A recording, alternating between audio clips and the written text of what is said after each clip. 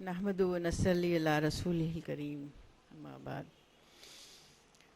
امید فاؤنڈیشن جس کی بہت ساری تفصیل ہمارے سامنے آئی، اس کے پلیٹ فارم پر میں از خود آپ سب کو بہت مبارکباد پیش کرتی ہوں، خاص طور سے یہاں پر جتنے مقررین ہیں، دور دور سے تشریف لائے ہیں، مولانا ابو طالب رحمانی صاحب اور ہمارے IPS آفیسر صاحب اور دیگر حضرات. مولانا ابو طالب رحمانی صاحب کی بہت ساری تقاریر میں سنتی ہوں اور واقعی خوش ہوتی ہوں کہ بہت بے باک انداز میں اپنی بات کو پیش کرتے ہیں، اور ضرورت ہے اس وقت کی بہت بڑی ضرورت ہے. امید فاؤنڈیشن کے لیے ایک شعر آپ سب کی نظر ہے، میرے شوہر کا ہے، وہ شاعر ہیں اور بہت اچھے شاعر ہیں. آسان نہیں لوگوں جانوں کا کھپا جانا، آسان نہیں لوگوں جانوں کا کھپا جانا، خوش بخت ہے وہ کہ جینے میں مرنے کا مزہ جانا. علامہ اقبال نے ایک بار یہ فرمایا کہ قوموں کا مستقبل ان کی تخیل پر موقوف ہے. ہم جو سوچتے ہیں وہی ہوتے ہیں. ہم اپنی اولاد کو دیکھتے ہیں کہ ہم جس طرح کی زندگی جی رہے ہیں وہی اولاد بنتی ہے، ویسی ہی نکلتی ہے. تو میں نے خود اپنے بچوں کو دیکھا کہ میں نے جو کچھ ان کے لیے خواب دیکھے، جو کچھ ان کے لیے میں نے پلان بنائے، وہ آج وہی بنے. میری بیٹی جو آج ابن خلدون یونیورسٹی ٹرکی میں پروفیسر ہے، میرا بیٹا ایک جرمن کمپنی عمان میں اس میں ڈائریکٹر کی پوسٹ پر ہے. تو ہم نے یہ سارا جو بھی کیا، یہ ایسا نہیں تھا کہ بہت آسان تھا، کیونکہ ساری زندگی میں نے سماجی خدمات کی ہیں، لوگوں کے لیے کام کیا. تو میں نے اپنے بچوں سے کہہ دیا تھا کہ میرے پاس پیسے نہیں ہیں، لیکن آپ کو اگر باہر جانا ہے، انہیں شوق تھا باہر جانے کا، خاص طور سے بیٹی کو بڑا شوق تھا کہ مجھے باہر جانا ہی ہے، تو بھیجا میں نے. لیکن میں نے کہا کہ تم خود محنت کرو گے، خود کماؤ گے، میں یہ کر سکتی ہوں کہ انٹرسٹ فری تمہیں لون دلا دوں. تو دونوں کو انٹرسٹ فری لون دلا دیا، اور پھر 7 سال کے عرصے میں انہوں نے پے کیا. آج الحمدللہ سیٹ. یہ اس لیے بتا رہی ہوں کہ یہ ہم سب کر سکتے ہیں، کروا سکتے ہیں لوگوں سے.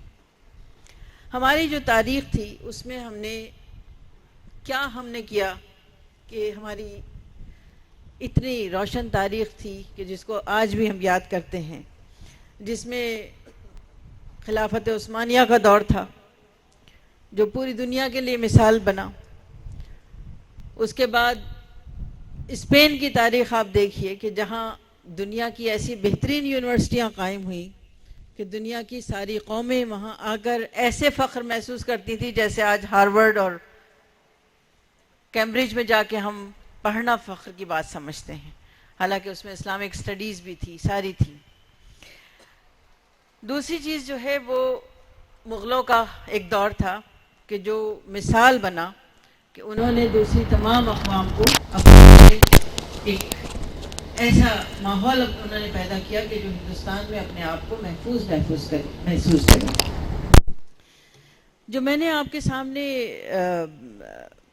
خلافت عثمانیہ کا ذکر کیا، اس میں یہ بات بتانا ضروری کہ اب کا ماحول کیا ہے اور ہمارے ساتھ کیا ہو رہا ہے. وہ کہتے ہیں کہ کچھ تو ہوتے ہیں محبت میں جنوں کے آثار، اور کچھ لوگ بھی دیوانہ بنا دیتے ہیں. ہوا یہ ہے کہ امریکہ کی ایک بڑی کمپنی نے ایک خاتون کو اپوائنٹ کیا ایز اے CEO. تو اس CEO کا جس دن اس کا پہلا دن تھا، اس دن اس کی تقریر ہوئی جس میں تمام ڈائریکٹرز اور مالک بیٹھے ہوئے تھے. یہ یہودی عورت تھی. اس نے اپنی تقریر میں یہ بات کہی کہ دنیا میں ترقی کا راز اگر کچھ ہے تو وہ یہ ہے کہ آپ خلافت عثمانیہ کو پڑھیں، خلافت عثمانیہ کو جانیں، کیونکہ یہ وہ قومیں تھیں یہ وہ قوم تھی کہ جس نے دنیا کو جب گھڑ سواری نہیں آتی تھی تو اس نے گھڑ سواری سکھائی، جب انہیں شعر و شاعری کا فن نہیں آتا تھا تب شعر و شاعری سکھائی، جنگی ٹیکنکس نہیں آتی تھی تو جنگی ٹیکنکس سکھائیں، طب سکھائی. تو دنیا کی یہ واحد قوم ہے کہ جس نے دنیا کے ہر میدان میں کام کیا اور دنیا کو ایک مثال دی. آج ہم جو بھی چیز کر رہے ہیں وہ ان کے بلبوتے پہ کر رہے ہیں، ان کے سکھائے ہوئے سے کر رہے ہیں. تو یہ قوم تھی ہماری.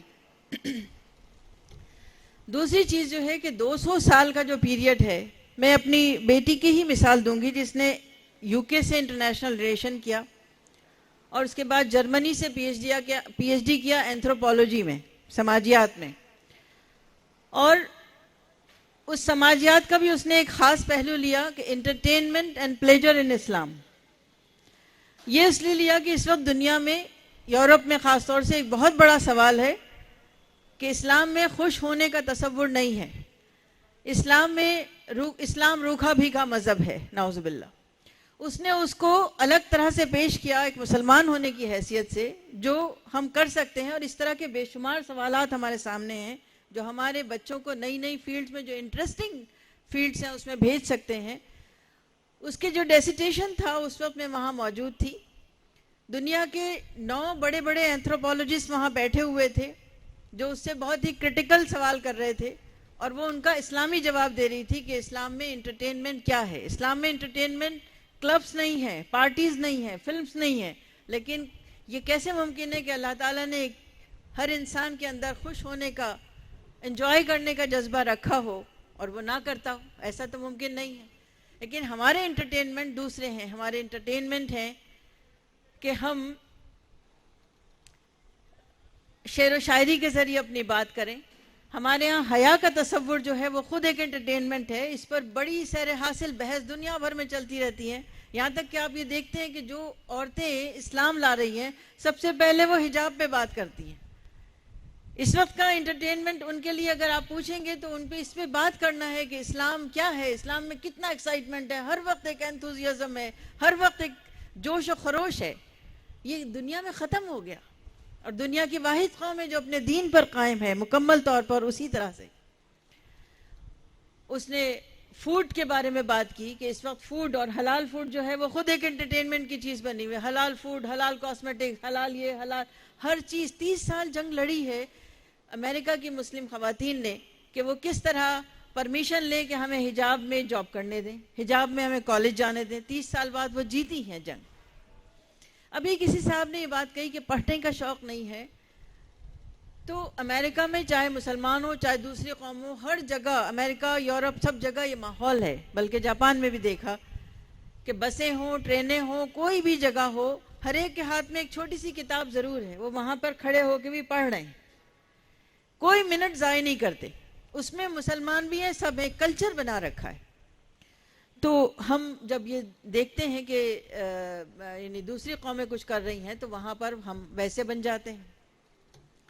اب جو دور ہے اس وقت وہ ہمیں سمجھنے کی ضرورت ہے. ہمارے بھائی نے کہا جے ہند کا نعرہ دیا.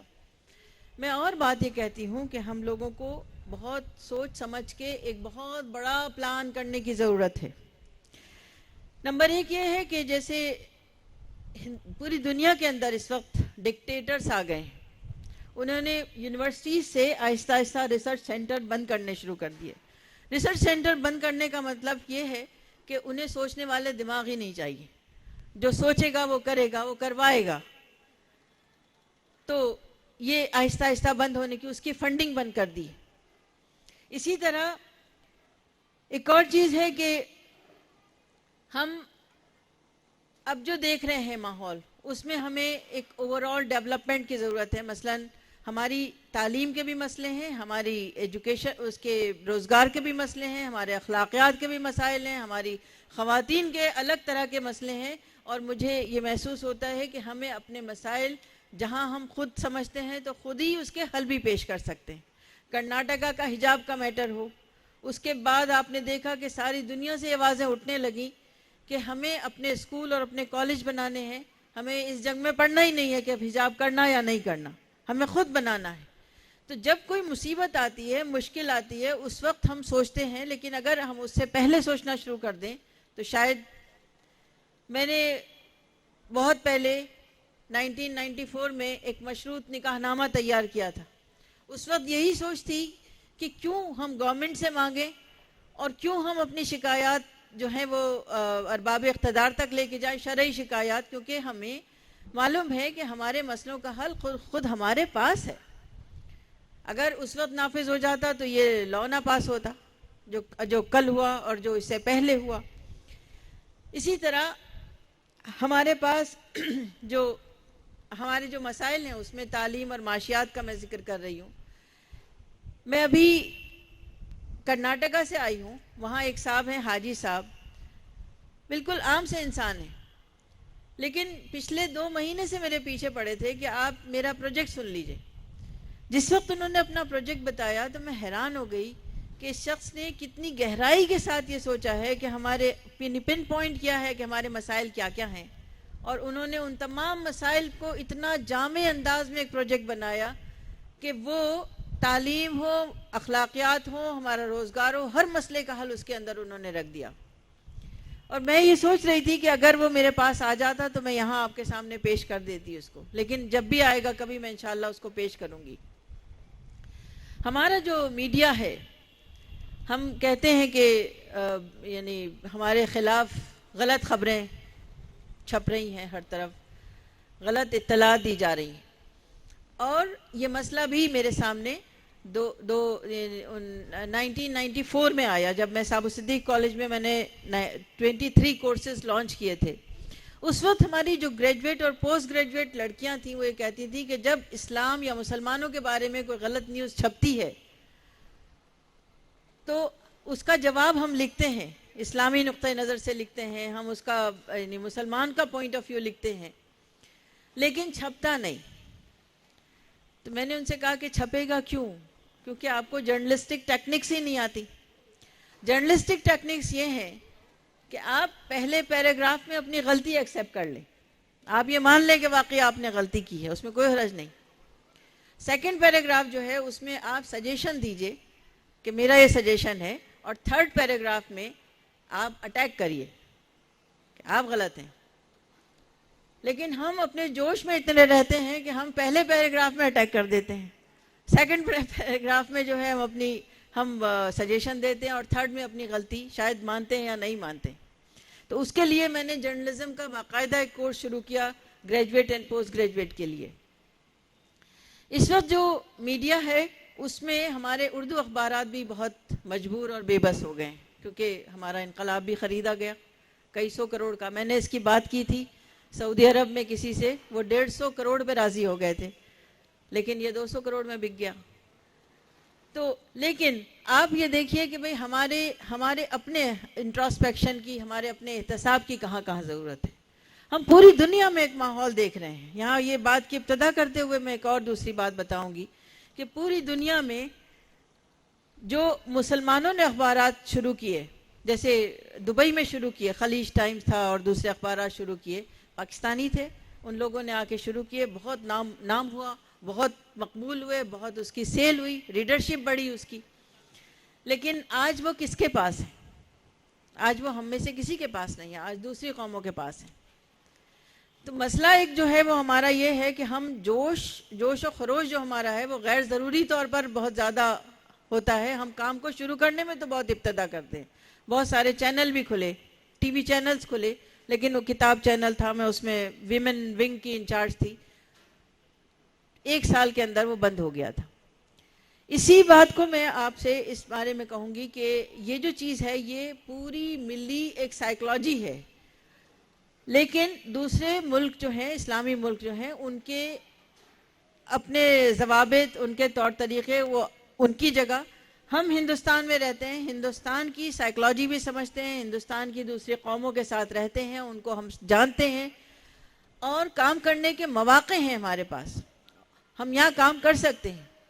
میں ایک بات آپ کو بتانا چاہوں گی کہ میں نے اپنی بیٹی کی کتاب پڑھ لی، انٹرنیشنل ریلیشن. ایک بڑے آفیسر تھے جنہوں نے ایک آرٹیکل لکھا، اس میں انہوں نے کہا کہ میں نے دنیا کے تمام مسلمان تنظیموں کو میں نے کانٹیکٹ کیا، اور ان سے میں نے کہا کہ اگر یہ دنیا اور اس کی سیاست قابل تقلید نہیں ہے، تو آپ کے نزدیک قابل تقلید کیا ہے؟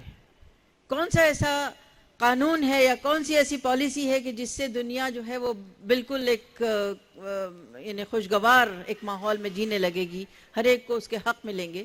تو انہوں نے باقاعدہ نام لکھا ہے تنظیموں کا، سعودی عرب کی تنظیمیں، ملیشیا کی تنظیمیں، ترکی کی تنظیمیں، انڈیا کی تنظیمیں، پاکستان کی، سب کے نام کے ساتھ اور ان کے ہیڈز کے نام کے ساتھ انہوں نے لکھا کہ سب کے پاس ہم گئے اور ہم نے یہ سوال کیا۔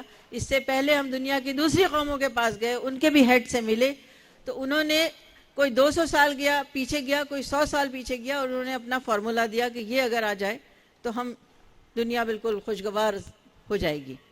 لیکن انہوں نے کہا مسلمانوں کے پاس ہم جب گئے تو مسلمانوں نے یہ کہا کہ ہمارا جو 1400 سال پہلے والا نظام تھا وہ آئیڈیل نظام ہے، اگر وہ آ جائے تو دنیا واقعی خوشگوار ہو جائے گی، ہر ایک کو اس کے حق ملیں گے، ہر ایک اپنے حصے کی پالے گا۔ آگے آپ تالی نہیں بجائیں گے کیونکہ آگے بات کچھ اور ہے۔ اس میں انہوں نے کہا کہ جب ہم نے ان سے کہا، پوری دنیا کی انہوں نے بات بتائی کہ جب ہم نے ان سے کہا کہ وہ فارمولا کیا ہے، کیا کوئی ماڈل ہے آپ کے پاس؟ تو انہوں نے کہا کہ پوری دنیا کے پاس وہ ماڈل نہیں تھا، پوری دنیا کے مسلمان کوئی جماعت ہمیں وہ ماڈل نہیں دے سکتی جس کو وہ کہہ رہے ہیں کہ 1400 سال پہلے کا جو نظام تھا، آئیڈیل نظام تھا، اگر وہ آ جائے۔ تو یہ ہے ہمارے احتساب کی جگہ کہ ہم کو یہ سوچنا ہے کہ ہم خود کہاں ہیں، کیا کر رہے ہیں۔ آج جو ہم یہاں بیٹھے ہیں اس کو بہت غنیمت سمجھیے، کیونکہ ابھی ہم بات کر رہے ہیں، ابھی ہماری آدھی کرسیاں خالی ہیں۔ یقیناً میں بھی اس کی اتفاق کرتی ہوں کہ جتنے حضرات یہاں پہ موجود ہیں وہ 25 ہزار لوگوں کے برابر ہیں، لیکن وہ کیوں نہیں آئے؟ ان کا انٹرسٹ کیوں نہیں تھا جو کرسیاں خالی ہیں؟ تو اس کا مطلب ہے کہ انہیں مایوسی ہے۔ یہ ہو سکتا ہے کہ عام پبلک ہو، اسے مایوسی ہے، یا تو ہم بہت زبانی باتیں کرتے ہیں، پریکٹیکل بات نہیں کرتے، ان کی ڈیفیکلٹیز، ان کی پریشانیوں کو سننا نہیں چاہتے، کیونکہ وہاں پر ہمیں واقعی خرچ کرنا پڑے گا، ہمیں واقعی وہاں پر اپنی محنتیں اور اضافہ کرنی پڑیں گی جس کی بہت ضرورت ہے۔ تو ہم کو ان معاملوں میں یہ سوچنا ہے کہ ہم انشاءاللہ، دیکھیے یہ ساری داستان سنانے کے بعد میں آپ سے یہ ضرور کہوں گی کہ مستقبل تو ہمارے ہی ہاتھ میں ہے، مستقبل تو ہمیں ہی کرنا ہے، کیونکہ جو فارمولا بتایا گیا اس میں زندگی کا کوئی میدان ایسا نہیں ہے کہ جس کے اندر ہم گائیڈ نہ کر سکتے ہو دنیا کو، اسلام کے نقطہ نظر سے، رسول اللہ صلی اللہ علیہ وسلم کی تعلیمات کے ضرورت سے۔ قرآن کریم میں فرمایا گیا ان اللہ لا یغیر ما بقوم حتی یغیروا ما بانفسہم، کہ ہم جب تک ہم اپنے آپ کو تبدیل نہیں کرتے کچھ نہیں ہو سکتا، قوم نہیں تبدیل ہو سکتی۔ تو ہمیں اس پر بہت سیریسلی بیٹھنا پڑے گا کہ ہماری قوم کا انٹرسٹ کیوں ٹوٹا، کیا وجہ ہوئی کہ ہماری بچیاں دوسری اقوام میں جانے لگیں۔ توحید سے زیادہ دلچسپ، توحید سے زیادہ کھینچنے والا، توحید سے زیادہ مدلل کوئی چیز ہو سکتی ہے؟ کوئی چھوڑ سکتا ہے اس کو؟ لیکن اگر ہوا ہے تو اس کا مطلب ہے کہ کہیں اور کوئی مایوسی ان کے اندر جنم لے رہی ہے، جس میں انہوں نے اس عظیم الشان ہماری دولت کو، ایمان کی دولت کو ترک کیا۔ ہمیں واپس لانا ہے ان کو۔ تو ہمیں جو کام کرنا ہے وہ ایک اسلامی فریم ورک ڈیزائن کرنا ہے، اسلامی دائرہ کار طے کرنا ہے، اور دوسری چیز یہ طے کرنی ہے کہ جس ماڈرنزم کو ہم یہ سمجھتے ہیں کہ یہ بھی ہمارے لیے نہیں ہے، یہ بھی ہمارے لیے نہیں ہے، اس ماڈرنزم کی تخصیص کرنی پڑے گی۔ وہ ماڈرنزم ایسا بھی نہیں ہے الا یہ کہ وہ کوئی بالی ووڈ ہو، الا یہ کہ ماڈلنگ ہو، بالکل حرام چیزیں ہوں۔ بہت ساری چیزیں ہیں کہ جو ہم نے اپنے لیے خود شجر ممنوعہ کر رکھی ہیں کیونکہ ہم نے ریسرچ نہیں کی ان پہ۔ مثال کے طور پر ہم نے اپنے ہاں فیشن ڈیزائننگ لانچ کیا تو بہت سارے علماء اکرام آئے کہ آپ نے کیا کیا، آپ تو عالم کی بیٹی ہیں۔ میں نے کہا جی بالکل عالم کی بیٹی ہوں، اسی لیے کر رہی ہوں۔ میں نے کہا اس میں سے ساری حرام چیزیں نکال دی میں نے۔ ڈیزائننگ کوئی غلط بات نہیں ہے۔ میں ترکی گئی، وہاں پر میں نے حضرت فاطمہ رضی اللہ عنہ کا کرتا دیکھا، اتنا خوبصورت ڈیزائن ہوا، اس میں کروشیا بنا ہوا، ایمبرائڈریز بنی ہوئی۔ عورت کو تو نبوت اس لیے نہیں ملی کہ اس کا سارا دھیان جو ہے وہ جولری میں اور کپڑوں میں گھسا رہتا ہے، اس لیے تو نبوت نہیں ملی، وہ کہاں جائے گی اس سے بچ کے؟ تو یہ تو عورت کی خاصیت ہے۔ تو اس لیے ہمیں ماڈرنزم کو مشرف با اسلام کرنا ہے، اسے کلمہ پڑھانا ہے، اپنے دائرے میں لے کے آنا ہے، اور یہ ہم ہی کر سکتے ہیں، کوئی نہیں ہمیں ہمارے لیے کر کے دے گا۔ حکومت ہند کی بہت ساری اسکیمیں ایسی ہیں اور وہ کر رہی ہے، لیکن ہم جو کر رہے ہیں وہ گناہ سمجھ کے کر رہے ہیں، کیونکہ اس میں یہ کہا گیا کہ یہ انٹرسٹ ہے، 3% انٹرسٹ ہے۔ تو کیا واقعی 3% کہیں دنیا میں انٹرسٹ ہوتا ہے؟ کہیں بھی دنیا میں 3% انٹرسٹ نہیں ہوتا۔ گورنمنٹ کو اس کے علاوہ ٹرم کوئی نہیں آتی کہ وہ اس کو انٹرسٹ کہتی ہے، حالانکہ یہ ایک سروس چارج ہے، سروس چارج ہے۔ یہاں مولانا تشریف فرما ہے، اس لیے میں یہ کہوں گی کہ کیا ایسا ممکن ہے کہ ہم زمان و مکان کو دیکھتے ہوئے ان تمام الفاظ کی تعبیر نئی پیش کریں کہ ہماری قوم جو ہے، جس کے لیے 500 کروڑ کی اسکیمیں پاس ہوئیں گورنمنٹ کے نزدیک، گورنمنٹ کی طرف سے، اور وہ پوری کی پوری واپس چلی گئی، اس سے جو ہے وہ بہت کچھ ایسی چیزیں ہوئیں جو ہمارے ہی خلاف گئیں، ہم نے چھوڑ دیا اس پیسے کو۔ ہماری جو قوم ہے جو اتنی غریب الحال ہے کہ زکوٰۃ اور خیرات پر آج جو زکوٰۃ دینے والے تھے آج زکوٰۃ لینے والے بن گئے، آدھی قوم جھگی جھوپڑیوں میں چلی گئی ہے۔